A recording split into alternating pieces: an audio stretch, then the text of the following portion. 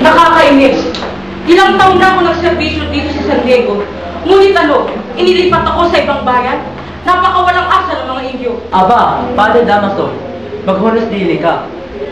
Dahil nasa bubong ng isang Indio, at hindi ka naman siguro naghamon ng away, hindi ba? May kanya-kanyang opinion ng mga tao. Mamakaawa ko sa iyo, Damaso. Magtigil ka. Hindi ginawa ang pagtigil ko na ito para marinig namin ang iyong mga reklamo. Ano nangyari dito mga kapatid?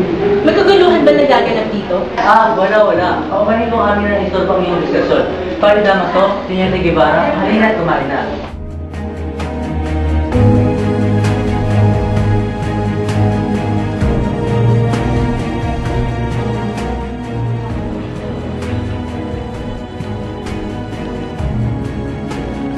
Buenvenida, aking mga bisita. Maraming salamat sa inyong pagdalo sa aking munting pagtitipon. Pinatawag ko kayong lahat sapagkat merong isang napakahalagang taong nais ko ipakilala sa inyong lahat. Ang anak ng isa nating kaibigang Yumao na. Anak ni Don Rafael Ibarra, si Crisostomo Ibarra Montero. Magandang gabi sa inyong lahat. Nagagal ako mabalik. Ikaw pala ang anak ni Don Rafael Ibarra. Napakabuti ng tao. Sana yung magpunta sa iyo ang kasiyahan na ipinagkainan ko. Sana mabuti. Hindi ako nagkakami. Kayo po ay si Padre Damaso. Namatahal na kaibigan ng aking ama. Ako nga si Padre Damaso. Ngunit kailanman hindi ka magiging makikita ng iyong ama. Magtigil ka. Ako po, pasensya na po Padre Damaso.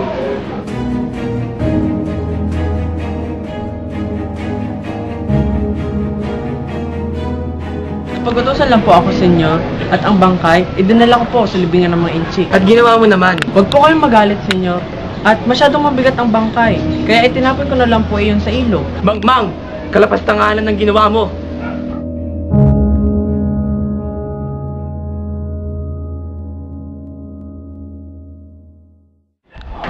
Kuya! Kuya, tulungan mo ako! Kuya, pinagbibintangan nila ako magnanakaw. Kilala mo naman ako, di ba? Kahit mahirap tayo, hindi natin gawain yung magnakaw. Turo na ina yan. Ayaw mo yan, matiwala ka sa sarili mo, hindi mo yun magagawa. Crispin! Aba, tagtapo ka pa sa kuya mo Hindi ka makakatakas sa akin. Ibalik mo ang pera ko kung gusto mo makauwi. Wala pa talaga akong ninanakaw ng pera sa inyo. Siya magnanakaw. Aba, tagsinungaling ka pa. Panikot. Ayaw ko ulit ko. Ay, nasaktan ako na ako! Kuya! Wala pa pala ako!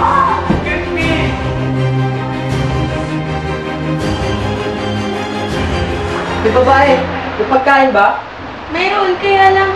Nasaan? Bilisan mo, gutom na ako. Sandali, ito na.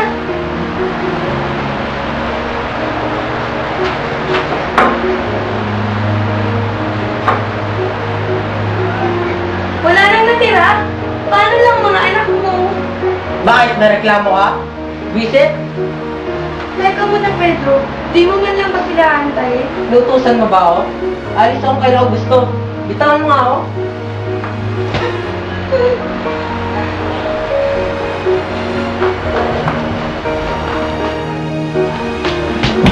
Inay, ano nangyari? Masingit yung anak ko. Ano nangyari sa'yo? Sinong gumawa niyan, Diyos ko? Inay, si Crispin. Bakit? Ano nangyari sa kapatid mo? Naiwan sa kumbento, pinagbintangan siya magnanakaw, Nay. Diyos lang ang may alam kung anong ginagawa sa kanya sa Kristan Mayon ngayon. Ano? Sana mabait ka si Crispin? Dahil sa mahirap lang tayo, kailangan nila tayong gantuhin. Dito ka lang anak, hahanapin ko siya. Ngunit, Inay! Gamutin mo ang sugat mo at ako nang bahala.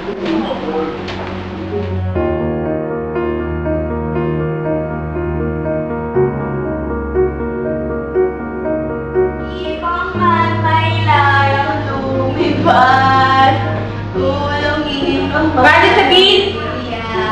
Bakit po, senyora? Sino yung kumakanta? Siya po, ang baliw. Wala na siya, nandun rito. Susunod ba, senyora? Gusto ko na ulit. Hantay mo siya. Narinig ko yung baliw. Kumanta ka. Awit na, awit. Ayoko nga. Ibon man may layang lumipad. May baliw! Ako? Baliw? Hindi ako baliw to. Baliw ka at inuutusan kitang sumayaw. Sumayaw? Gayahin mo ako.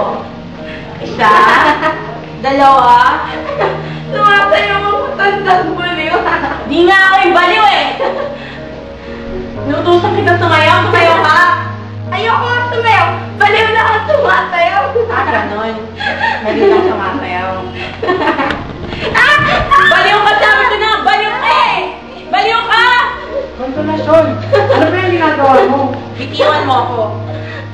Dapat tuwa na leksyon yung baliw na yan. Tumigil ka nga! Hindi ka ba nakakawa?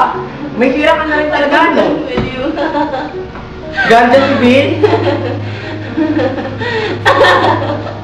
Matandang baliw. Binihilas mo at gumating ang babae nito. Bukas ay ihatid mo siya sa tahanan ng customer Ibarra.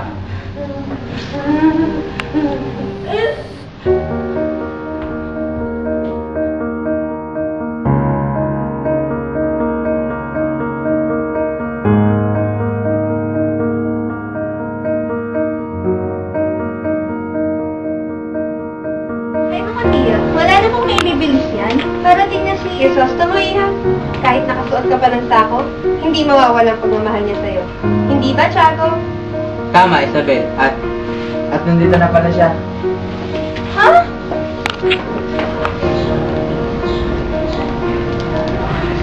Nagano ka ba? Bakit yan nakakahiya? Ano ba? Bakit ka nagtatago? Ayun ko ako dito. Hindi naman sa ganoon. Oh, siya, iwan ko muna kayo, ha?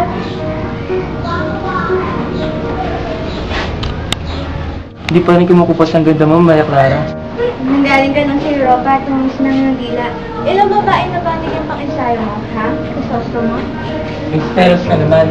Eh, alam naman na ikaw lang ang mundo ko eh. Siya nga ba? Oo, napakapalad ko nga eh.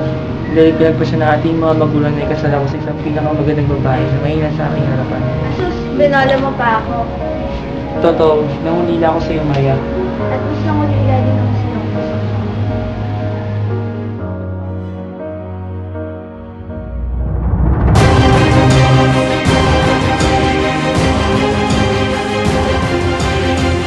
Ginoong Ibarra, nanganganib ang iyong buhay. Sa anong kadahilanan? Sapagkat nandiyan ang mga gwardiya sibil upang hulihin ka. Ano?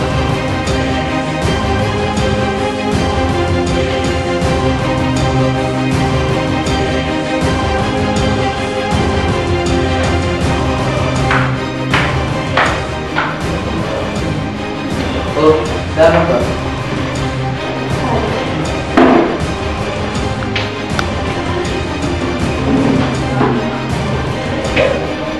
Hindi maglaman niya ako kung nasa siya ng pagdating.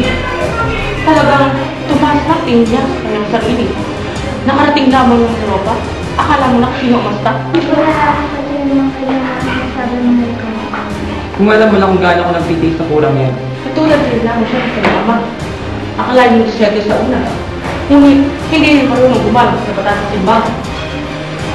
Tama lamang na naparusahan siya ng kamatay sa bilang buwan. Tulad ng Ibarra. Oo.